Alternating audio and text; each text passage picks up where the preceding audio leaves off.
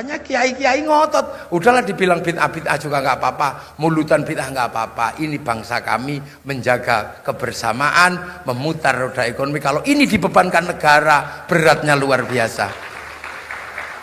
Sudahlah ini biar menjadi pekerjaan kiai, menjadi pekerjaan ulama, ya sudah kiai datang ke sana ke sini, walaupun nggak pernah ketemu anak, nggak pernah ketemu istri, nggak apa-apa. Makanya kadang kiai itu istrinya di sana karena nggak pernah ketemu.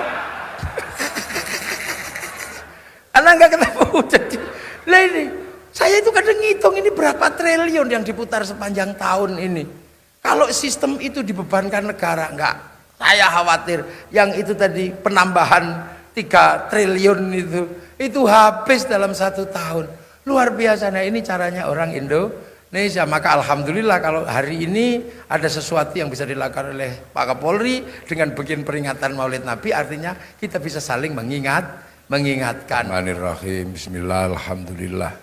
Wassalatu wassalamu ala rasulillah Sayyidina Muhammad ibn Abdillah wa ala alihi wa ashabihi wa azwajihi wa dzurriyyatihi wa ahli baitihi wa man tabi'ahum bi ihsan ila yaumil qiyamah. Para alim, para ulama, para sesepuh seluruhnya yang hadir, yang sangat kita muliakan, para habaib yang kita hormati dan kita banggakan, Bapak Kapolri, Bapak Sigit, dan seluruh jajaran tinggi Polri Indonesia. Dari TNI ada Pak Wakasat, dari Pak Wakil Kasau, tak kelihatan disorot lampu. Lengkap kayaknya ya. Lampu ini padang-padang lah. Satu aja lampunya itu. Wah kelihatan. Silonya luar biasa. Pengurus organisasi Islam yang hadir dari PBNU, Pak Miftah Fakih, dari Muhammadiyah, dari organisasi yang lain yang saya hormati, jajaran kepolisian yang kita banggakan, para hadirin wal hadirat yang berbahagia, alhamdulillah ini sebuah peristiwa yang sangat membanggakan di mana Kepolisian Republik Indonesia ikut andil dalam peringatan yang hari ini lagi diramaikan oleh seluruh kaum muslimin, yaitu peringatan Maulidin Nabi Muhammad Sallallahu Alaihi Wasallam untuk memperingati kelahiran Rasulullah. Ada satu hal yang harus selalu diingat tentang kehadiran seorang nabi. Jadi Nabi Muhammad ini adalah nabi terakhir. Dalam urutan nabi dan rasul ini nabi yang ke-25. Artinya sebelum Rasulullah sudah ada nabi-nabi yang sangat banyak. Ada nabi yang pertama namanya Nabi Adam. Kemudian ada Nabi Idris, ada Nabi Nuh, ada Nabi Hud, ada Nabi Soleh, ada Nabi Ibrahim, dan semua agama mengenalnya.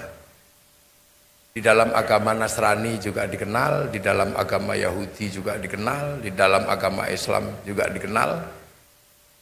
Dan mungkin ada satu nabi yang dikenal, walaupun butuh penelitian, yaitu Nabi Ibrahim ini ada juga di dalam agama Hindu. Walaupun butuh ilmu yang penelitian yang panjang. Kalau di dalam Nasrani ada Abraham, di dalam Islam ada Ibrahim. Nah di dalam Hindu ini ada tokoh yang seperti Nabi Ibrahim, dikenal dengan nama Brahma. Kesamaannya ada pada istrinya. Kalau disebut Ibrahim itu istrinya Sarah, kalau disebut Abraham itu istrinya Sarah. Nah kalau disebut Brahma itu istrinya Saraswati. Apakah ini tokoh yang sama? Wallahu a'lam. Akan tetapi sejarah Nabi dan Rasul dari zaman awal sampai zaman Nabi Muhammad itu cuma satu. Apa? Mengingatkan kepada manusia bahwa manusia akan kembali pulang. Seluruh nabi semuanya itu yang diwasiatkan, bahwa mengingatkan karena manusia itu cepat atau lambat akan pulang. Pulang kemana? Pulang kembali ke kampung halaman. Ada yang menyebut surga, ada yang menyebut nirwana, ada yang menyebut jannah. Semuanya itu adalah tempat pulang karena semua manusia berasal dari sana. Jadi sesungguhnya para nabi itu tugasnya satu, mengingatkan kita bahwa kita ini pulang. Agar gak lupa bahwa ini hunian sementara. Karena manusia itu berangkat turun dari langit. Langitnya itu ya biasa disebut sebagai surga, turun dari surga. Ada yang menyebut Adam, ada yang menyebut Edem, ada yang menyebut Adam dan Hawa, ada yang menyebut Adam and Eve. Semuanya sebenarnya adalah bercerita tentang asal manusia itu dari kampung yang bukan di sini. Jadi manusia di sini termasuk pendatang. Dalam bahasa kekinian orang sering menyebutnya mungkin manusia inilah the real alien itu ya manusia. Jadi dia bukan makhluk sini. Semua agama mengajarkan bahwa manusia itu bukan makhluk dari sini. Yang asli dari sini itu ya ada sapi, ada kerbau, ada ayam, ada buaya, binatang-binatang yang lain. Tapi manusia bukan dari sini. Manusia dari langit. Nah, cepat atau lambat manusia akan kembali. Meninggal, dan meninggal itu pasti kembali ke kampung halaman. Itu tugas kenabian mengingatkan itu. Karena hampir seluruh manusia lupa kalau udah sampai sini. Pasti lupa, seolah-olah ini adalah perhentian terakhirnya. Semua lupa bahwa manusia akan dimintai pertanggungjawaban ketika kembali ke kampung halaman. Makanya manusia itu karena bukan penduduk asli bumi, makanya ketika lahir itu penyesuaiannya paling lama itu ya manusia. Karena bukan asli sini. Bebek itu asli sini, makanya begitu lahir dia langsung bisa berenang. Babi itu asli sini, begitu lahir langsung berlari, penyesuaiannya cepat. Tapi manusia bukan penduduk bumi, manusia penduduk langit, makanya kalau di sini penyesuaiannya lama. Kambing itu 9 bulan sudah gurih. Manusia 9 bulan belum bisa berbuat apa-apa, hanya tengkurap, melumah, telentang, tengkurap. Makanya di bawah langit dan di atas bumi tidak ada bayi yang lemahnya mengalahkan bayi manusia. Nggak ada. Karena dia bukan penduduk sini, jadi menyesuaikannya agak lama. Agak lama dilatih ngomong, dilatih jalan.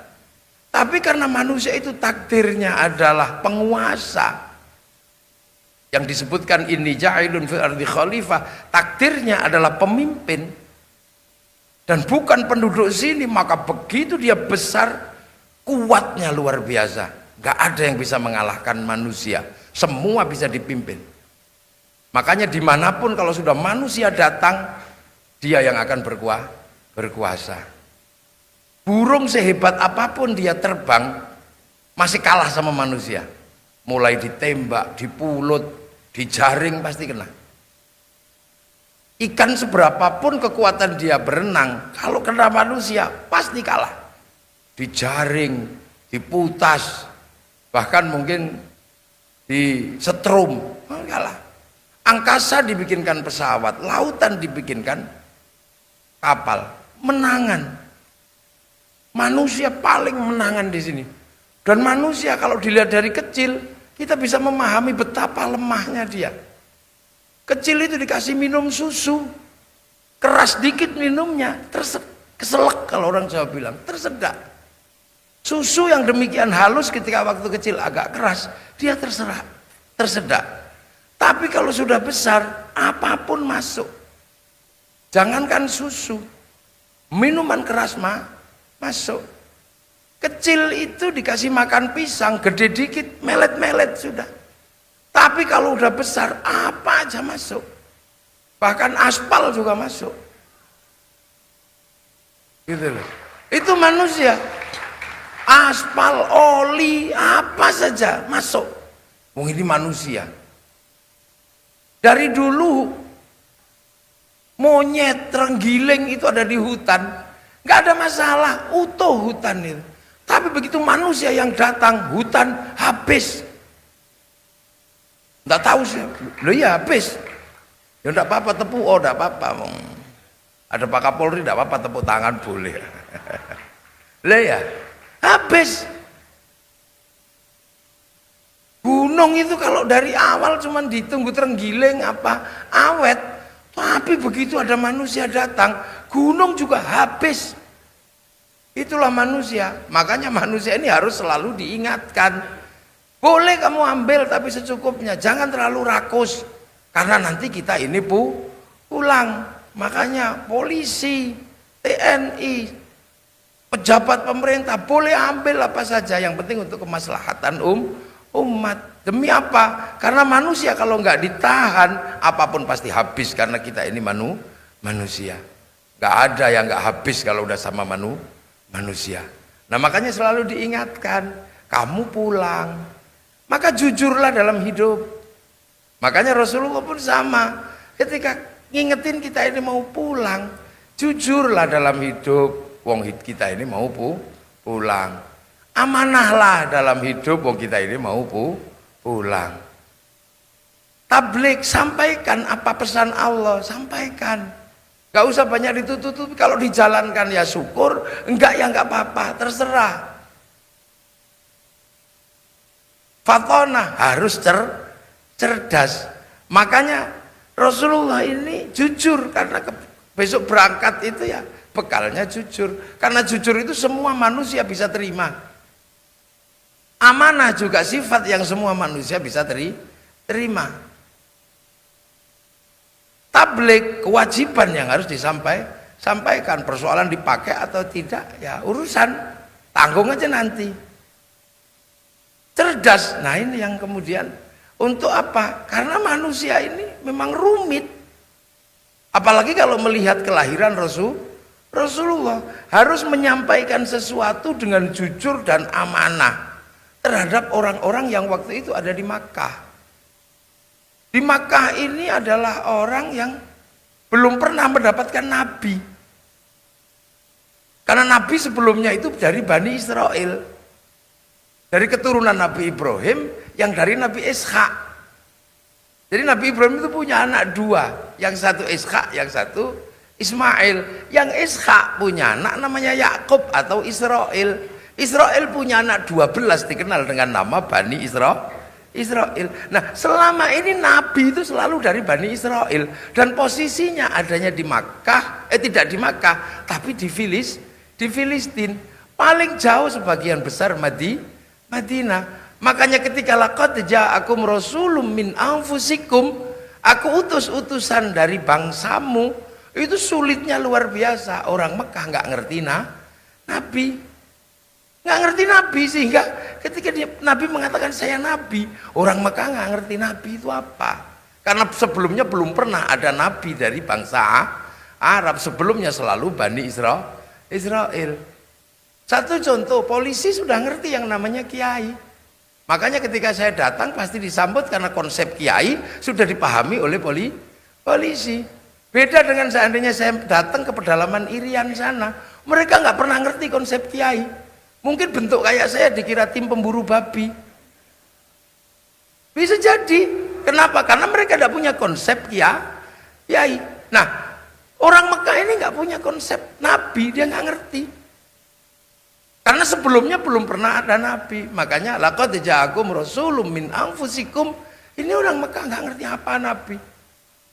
Tapi Rasulullah harus menyampaikan sesuatu, mengingatkan kembali. Maka Rasulullah dengan kejujurannya, dengan keamanahannya, dengan tablighnya yang harus disampaikan, Rasulullah harus cerdas. Karena yang diajarkan Rasulullah itu bertolak belakang dengan adat budaya Arab. Jadi jangan dikira yang diajarkan Rasulullah itu adalah sesuai dengan kebudayaan orang Arab. Tidak. Yang diajarkan Rasulullah itu bertolak belakang dengan kebudayaan orang Arab. Orang Arab itu nabinya banyak, tapi diajari Tuhannya banyak. Diajari Tuhan satu. Itu kira-kira sulitnya kayak apa? Yang biasanya Tuhannya banyak dikasih Tuhan satu. Yang biasanya ada patungnya diajarkan tidak ada patung. Itu sulitnya luar biasa, butuh kecerdasan yang luar biasa. Arab itu nggak ada air, tapi sebelum ibadah orang disuruh toharo. Toharo itu pakai air. Jadi pembersihan menggunakan air di tempat yang susah air. Diminum aja susah. Apalagi ini disuruh wudhu, bahkan disuruh jinabat. Ini secara sosiologi dan antropologi berbalik, nggak nyambung. Tempat nggak ada air, disuruh beribadah menggunakan air. Apalagi kalau jinabat, sulitnya luar biasa, diminum aja susah. Apalagi dibikin mandi. Sementara jinabatnya orang sana kan nggak kayak orang sini. Walaupun polisi itu kuat-kuat, paling jinabatnya seminggu sekali, kalau enggak sebulan sekali. Lah kalau orang Arab kan semalam bisa 8 kali. Warna kuat, coba air yang sulit dia harus pakai untuk jinabat. Makanan susah di sana, disuruh zakat, disuruh sedekah. Padahal cari makanan harus berburu, harus sulitnya luar biasa. Di sana panasnya luar biasa, tapi disuruh puasa. Coba bisa dibayangkan, tempat yang panas disuruh puasa. Orang sini kalau dulu puasa nggak susah, karena banyak tempat yang teduh, capek dikit masuk ke air. Apalagi ketika disuruh tawaf wajib itu. Itu bagi orang Arab sulitnya luar biasa mengendalikan diri. Kenapa? Karena yang perempuan disuruh buka muka, terus disuruh buka kaki, jadi mukanya kelihatan, kakinya kelihatan. Itu bagi orang Arab luar biasa berat, karena lihat muka, lihat kaki itu syahwatnya luar biasa. Tradisi di sana, makanya orang kalau nikah suruh lihat muka, tangan, tidak boleh lihat kaki, karena kaki itu ekstrim kalau di sana. Ya, lihat kaki. Sementara pada saat yang sama, yang laki-laki disuruh muter dengan baju yang nggak boleh dijahit. Coba, itu kalau nggak kuat tinggal wes gitu aja kan selesai itu. Artinya dalam pandangan tarbiyah pendidikan, Rasulullah butuh kecerdasan yang luar biasa karena mengajarkan sesuatu yang bertolak belakang dengan prinsip budaya Arab. Dan dengan kejujurannya Rasulullah berhasil. Karena apa? Rasulullah membangun sistem komunal. Sistem komunal itu apa? Sistem hidup bersama. Sistem hidup bareng, berbagi rumah, berbagi waktu, berbagi tempat. Setiap hari bersama sahabat. Jadi Rasulullah tidak mengajarkan, tapi hidup bareng memberikan teladan. Makanya laqad kana lakum fi Rasulillahi uswatun hasanah. Makanya Rasulullah itu contoh. Rasulullah tidak pidato mengajarkan, tidak bermauidhah hasanah, tapi mencontohkan hidup bareng, siang malam berbagi rumah, berbagi waktu. Ya mungkin sama dengan Akpol. Waktu di ini, tapi Akpol komandannya nggak satu rumah. Tapi kalau di dalam tradisi santri di sini, hidup bareng itu dicontoh oleh ulama-ulama Indonesia. Dengan apa? Bikin pesantren. Pesantren itu pola hidup bareng, makan, minum bareng, komunal bersama santri dan kiainya. Makanya hadis itu dekat. Amarona Rasulullah sallallahu alaihi wasallam, aku disuruh sama Rasul, berarti dekat. Nahana Rasulullah sallallahu alaihi wasallam, berarti aku dicegah, berarti nggak jauh. Kunna ma'a Rasulullah sallallahu alaihi wasallam naf'alu, aku bersama Rasul jalanin, berarti nggak jauh. Ra'aitu Rasulullah sallallahu alaihi wasallam yaf'alu, aku melihat Rasulullah menjalankan. Sami itu aku mendengar, yang agak jauh paling hadasana atau akhbarona. Pola komunal itu ada hari ini, dicontoh oleh orang Indonesia. Sistem komunal bagaimana Rasul hidup bersama. Makanya kemudian bukan sesuatu yang aneh kalau kemudian sistem penteladanan di Indonesia dengan dinamikanya menghasilkan sesuatu yang luar biasa. Apa? Setelah Islam ditinggal oleh Rasulullah, ada yang bergerak ke Eropa, bahkan dipimpin Panglima Perang Tariq bin Ziyad. Ada yang bergerak ke Rusia, ada yang bergerak ke Cina, bahkan dipimpin oleh sahabat Sa'ad bin Abi Waqqas. Ada yang ke Afrika, tapi hampir semua pergerakan itu berhenti. Tapi yang bergerak ke sini tumbuh subur menjadi sebuah kekuatan terbesar di dunia. Orang sholat paling banyak di Indonesia. Orang haji paling banyak di Indonesia, bahkan antriannya sampai 50 tahun. Orang hafal Quran adalah banyaknya orang Indonesia. Bahkan saya belum pernah kebayang ada korek dari kepolisian sama persis dengan korek-korek standar internasional. Ini sesuatu yang nggak kebayang sebelumnya. Biasanya saya ketemu karo korek polisi itu jelek. Ini tadi bagus, standar sudah.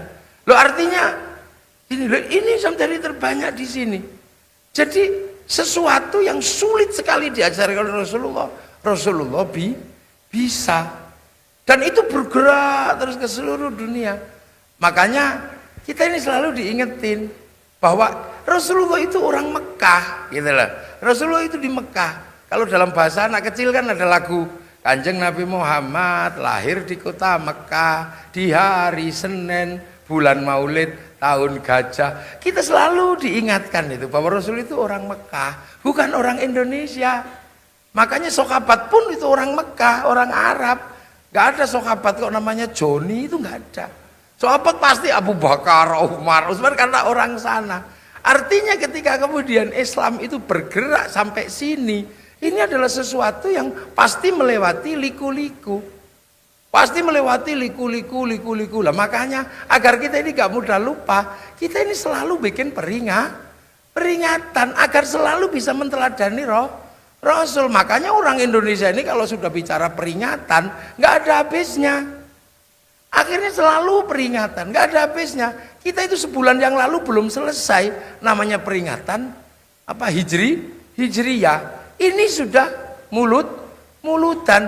Besok sebulan lagi Rojabi, naiknya Kanjeng Nabi Islam diperingati. Nanti sebentar lagi ruwahan pondok pesantren Khaflah. Habis itu nanti sebulan penuh nuzulul Quran posonan. Habis itu nanti sebulan penuh halal terus, tidak pernah berhenti. Akhirnya orang Indonesia ini nggak pernah hilang ingatan. Nggak pernah hilang ingatan karena selalu dibikin ingat. Makanya banyak sekali yang akhirnya lama-lama hilang ingatan. Karena apa? Jarang melakukan peringatan. Nah kita ini peringatan terus. Sehingga kita nggak pernah lupa bagaimana sampai ke sana, ada sampai ke sini. Dan ini pasti ada peran para ulama. Dan bangsa yang paling mengikuti sunnah itu bangsa Indonesia. Iya, bangsa yang paling mengikuti sunnah dan bangsa yang paling mengikuti teladan Rasulullah itu ya bangsa Indonesia. Dan itu nggak main-main. Sikap penteladanannya bukan personal, tapi penteladanan hidup dalam berbangsa dan bernegara. Itu cuman Indonesia. Kenapa? Ketika Islam datang ke sini, Islam nggak marah-marah, nggak pakai kekuatan seperti di India, tidak pakai apa. Tapi ketika melihat bangsa yang sangat maju di sini, karena waktu itu ini sudah kerajaan besar, ada Singasari, ada Majapahit, ada Palembang. Kita bukan bangsa yang kecil. Ketika Islam datang ke sini, kita ini bangsa besar. Bangsa yang sudah pernah menaklukkan bangsa terkuat di dunia. Bangsa Eropa pernah ditaklukkan Mongolia. Bangsa Cina pernah ditaklukkan Mongolia, habis luluh lantak. Bangsa Arab ditaklukkan Mongolia, tapi begitu bangsa Mongolia datang ke Nusantara, luluh lantak dihajar oleh kekuatan Singasari, habis. Makanya TNI Polri punya tanggung jawab besar ini untuk mengulang kembali bahwa kita pernah menjadi bangsa yang kuat, bukan bangsa yang dikalahkan. Dan kita punya bibit itu. Nah itu ketika datang di sini sudah ada Bhinneka Tunggal Ika. Maka yang paling dipikirkan oleh para ulama waktu itu adalah bagaimana Islam ini menjadi sesuatu yang tidak merusak sistem yang sudah ada. Dan sistem yang paling berat adalah sistem hidup bersama. Makanya ketika para wali datang ke Indonesia, para wali Ini datang ke sini yang dilihat cuma satu. Bagaimana bangsa ini terus berjalan, tapi Islam mewarnai dan menjadi kekuatan baru. Maka itulah ketika di sini ada Bhinneka Tunggal Ika, berbeda-beda tetapi tetap satu jua, yang dipakai oleh para ulama adalah apa yang disampaikan oleh Rasulullah tentang kullukum ra'in wa kullukum mas'ulun an ra'iyati. Kalian semua adalah pemimpin yang harus hidup saling bertanggung jawab antara yang mimpin dan yang dipimpin. Akhirnya konsep hidup bersama, berbeda suku, bangsa dan agama menjadi satu yang saling bertanggung jawab, namanya ra'iyah, diterapkan di Indonesia. Lahirlah konsep ra'iyah yang diserap ke bahasa Indonesia menjadi rakyat. Jadi rakyat ini bukan people. Kalau people itu vox populi vox dei. Begitu dia suara mayoritas, dia menjadi diktator. Makanya ada diktator mayoritas. Kita juga bukan komunis. Kalau komunis itu adalah proletariat. Begitu proletar kumpul, ada diktator proletariat. Tapi ra'iyah semayoritas apapun, karena dia harus hidup saling bertanggung jawab, maka tidak mungkin ada diktator mayoritas yang dilakukan oleh kaum muslimin. Kaum muslimin tidak akan pernah menjadi penindas, karena kaum muslimin berpegang teguh pada konsep ra'iyah yang kemudian dipakai secara konstitusi menjadi rakyat. Dan satu-satunya bangsa muslim dunia yang sanggup menerapkan konsep ra'iyah untuk warga bangsanya hanya Muslim Indonesia. Makanya konsep ra'iyah inilah yang akhirnya ketika bersama-sama disebut musyarakah, yang akhirnya berada dalam bahasa masyarakat. Kalau berbeda faham, wasyawirhum fil amri, lahir konsep musyawarah. Dan akhirnya teritori yang pernah dibangun oleh para wali namanya wilayah. Yang akhirnya wilayah itu berubah menjadi negara kesatuan Republik Indonesia. Makanya santri penerus para wali pasti NKRI, harga mati. Nah sekarang masalahnya adalah satu. Bagaimana sikap mencontoh, menyatukan bangsa yang berbeda-beda ini harus tetap dipertahankan. Makanya watak komunalnya masyarakat Islam di Indonesia yang hari ini sebagian besar diwakili oleh kaum-kaum tradisional itu selalu menjaga persatuan. Selalu menjaga persatuan. Dan dalam kehidupan sehari-hari selalu bersatu. Saya nggak tahu yang lain. Yang lain sudah susah dipersatukan di dalam agama. Tapi kalau santri, kiai, ini pengikutnya Kiai Miftah Fakih ini dari PBNU masih bersatu. Bahkan doa aja masih bersama. Yang lain kadang disuruh berdoa bersama udah nggak mau. Doanya sendiri diem-diem begini.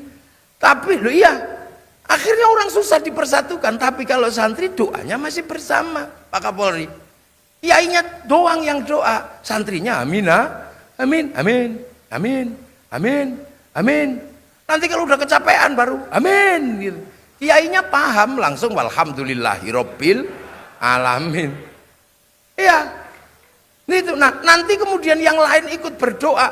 Kiai kita pengen berdoa. Kiai pengen berdoa. Ya sudah kalau gitu mari datang ke alun-alun kota. Lahirlah konsep istighosah dan zikir bersama. Kalau sudah berangkat ke situ, semua ra'iyah datang ke sana, masyarakat datang semua bersatu, masyarakatnya dipersatukan, roda ekonominya berputar. Karena ketika datang untuk doa bersama, yang datang tidak cuma manusia dengan badannya, bakul bakso juga datang, jualan balon juga datang, bakul gelaran juga datang. Apalagi kalau yang istighosah putri, kompor juga datang, semua terjadi. Dan ini sesuatu yang luar biasa, persatuan terjaga, ekonomi berputar. Untuk apa? Mengingat sesuatu tentang Rasulullah. Akhirnya forum-forum terbuka di mana-mana dan kiainya bisa menjelaskan di situ apa kebutuhan bangsa dan negara. Ketika bangsa diancam teroris, semua kiai ngomong terorisme. Ketika bangsa diancam oleh kekuatan apa, kiai ngomong apa. Ketika bangsa diancam oleh corona, kiai ngomong corona semua. Nggak ada satupun yang nggak ngomong. Sampai akhirnya cara-cara seperti itu menghasilkan sesuatu yang luar biasa. Santri tidak pernah menolak dan polisi kerjaannya lebih enteng. Tidak usah sholawatan, berhenti semua. Tip. Yang lain masih ngeyel. Ini kalau enggak, kalau santri tetap udah diem, ya udah, nggak boleh Jumatan, ya udah, nggak boleh pengajian, ya udah, nggak boleh khol, ya udah.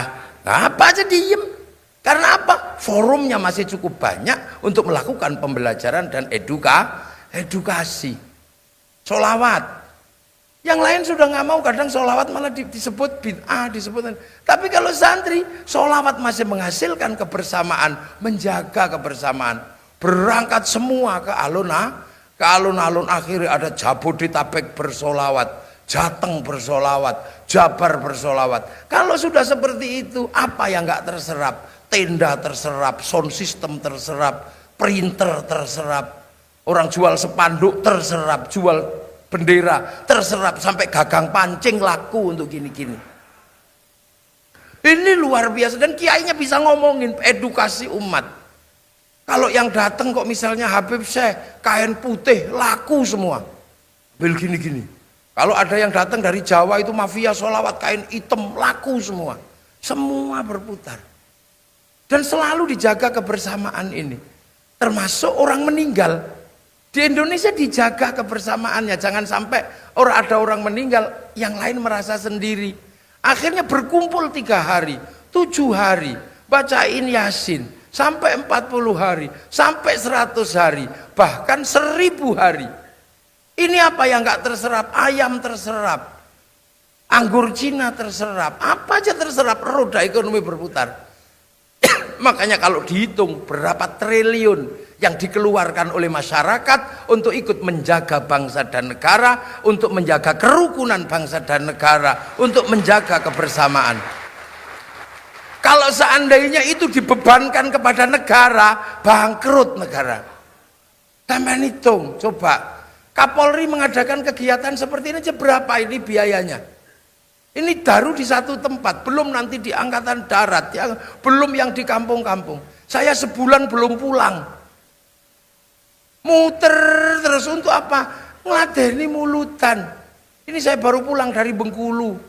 Nanti malam masih di sini, besok langsung ke Surabaya.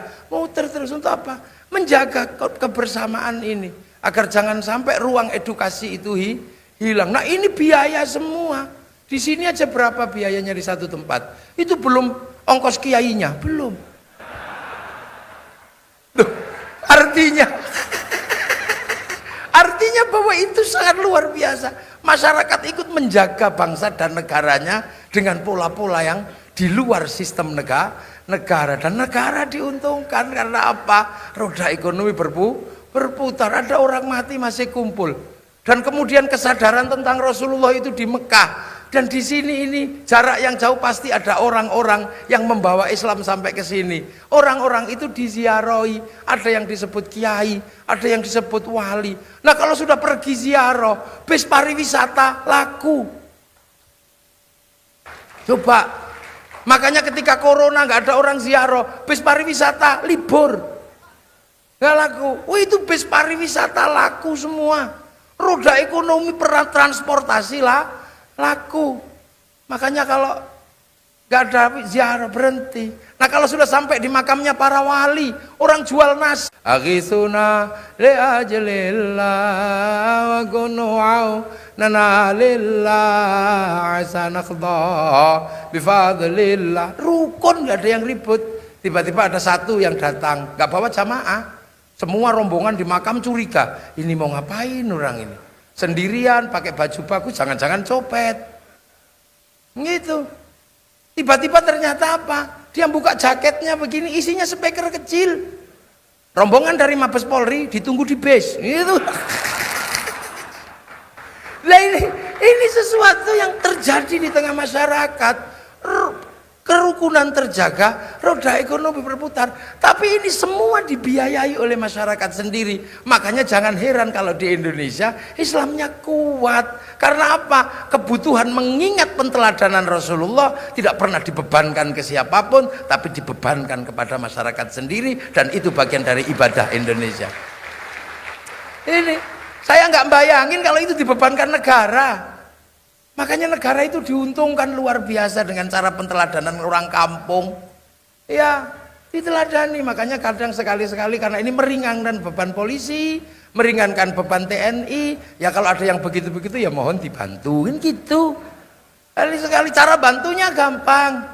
Kalau misalnya ada ziarah, kok terus sopir bisnya nggak punya SIM, ya sudah, nggak apa-apa untuk ziarah, itu nggak apa-apa, misalnya begitu. Contoh aja misalnya, gitu. Oh nggak mau ziarah, nggak punya helm, ya sudah, beliin helm, nggak apa-apa, udah lewat sana, nggak apa-apa, kan gitu. Ini saling melengkapi karena negara ini. Itu dan di Indonesia ada mekanisme yang luar biasa. Apa? Mekanisme agama dan kontrol. Orang kalau sudah ngomong agama, nggak ada yang bisa ngontrol karena pasti mewakili Nabi dan mewakili itu Tuhan. Tapi di Indonesia orang ngomong agama dikontrol oleh gerakan orang tua. Caranya seperti apa? Kiai dibagi dua. Ada kiai sakti dan kiai kurang sakti. Kalau saya kiai Gus Nuril itu nggak sakti itu. Jadi kalau ngaji bisa diinterupsi itu Pak Kapolri. Interupsi Gus waktu habis itu bisa. Mau ada kegiatan, ya nggak apa-apa. Tapi ada kiai yang nggak bisa dikontrol dan nggak ada orang berani. Siapa? Khotib Jumat. Itu nggak ada orang berani kalau sudah khutbah. Siapa yang berani khotib?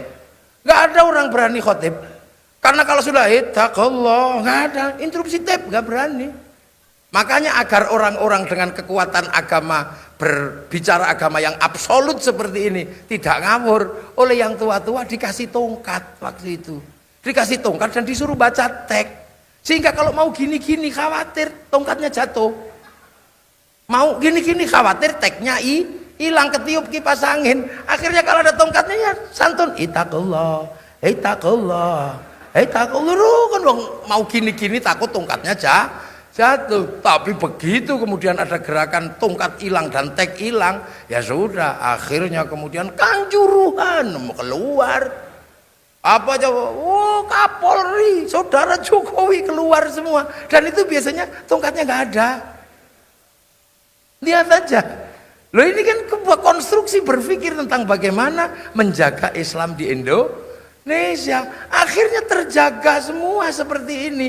Dari cita-cita ra'iyah, cita-cita musyarakah, cita-cita musyawarah menjadi NKRI terjaga. Tinggal TNI Polri yang menjaga, santri menjalankan amanah, menjaga kebersamaan dan memutar roda ekonomi agar bangsa tegak dan hidup secara bersama-sama dalam persatuan. Nah inilah yang kadang orang nggak lihat. Pola-pola seperti ini menghasilkan sesuatu yang bangsa lain nggak bisa.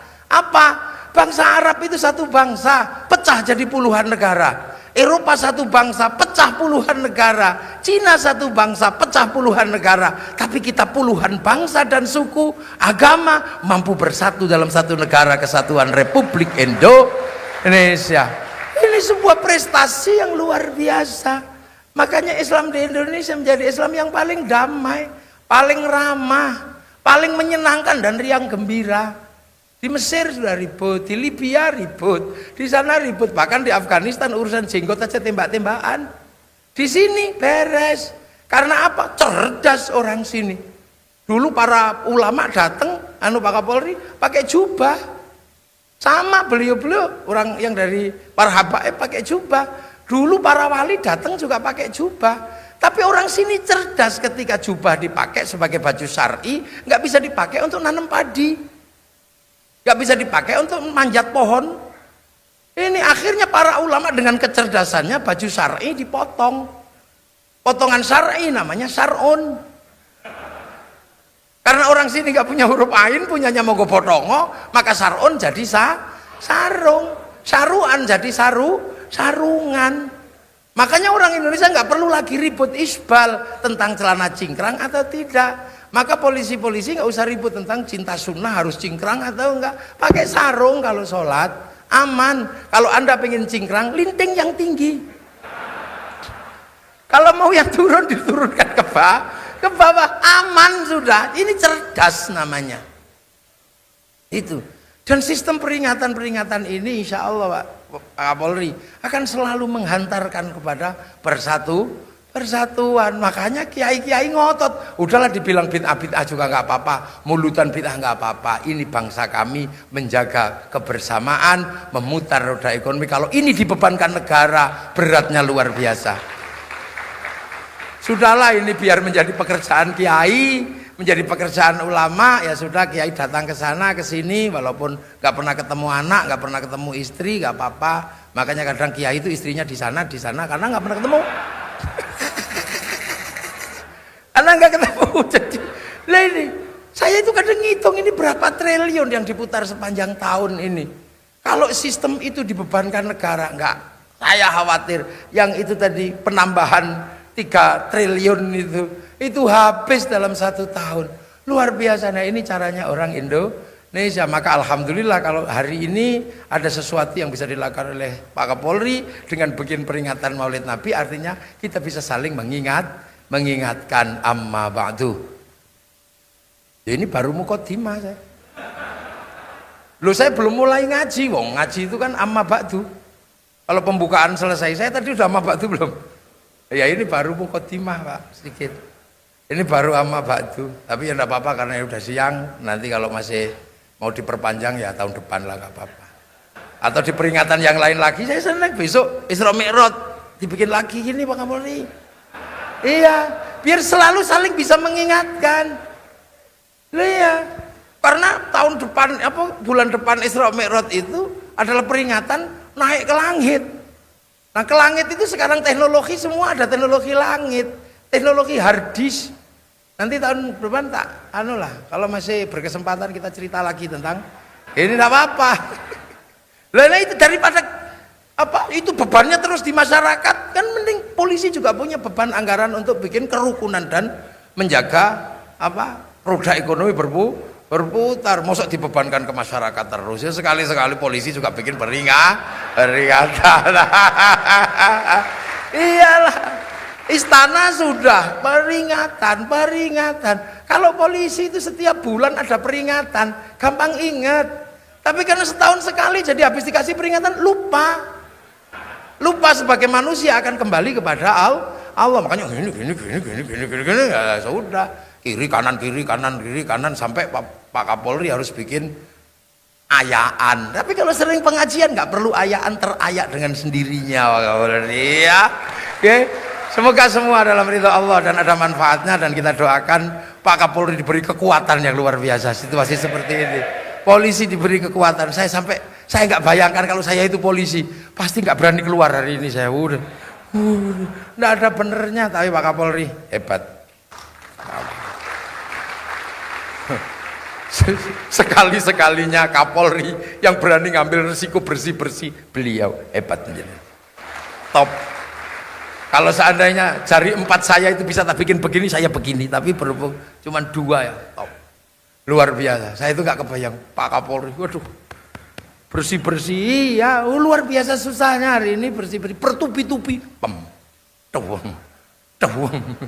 aduh, top. Makanya saya itu setiap malam sama anak-anak, yo rakitang sak Fatihah, rong Fatihah, kirim untuk institusi Polri kita agar kuat menghadapi situasi seperti ini. Oke. Wallahul muwaffiq ila aqwamit thoriq. Assalamualaikum warahmatullahi wabarakatuh.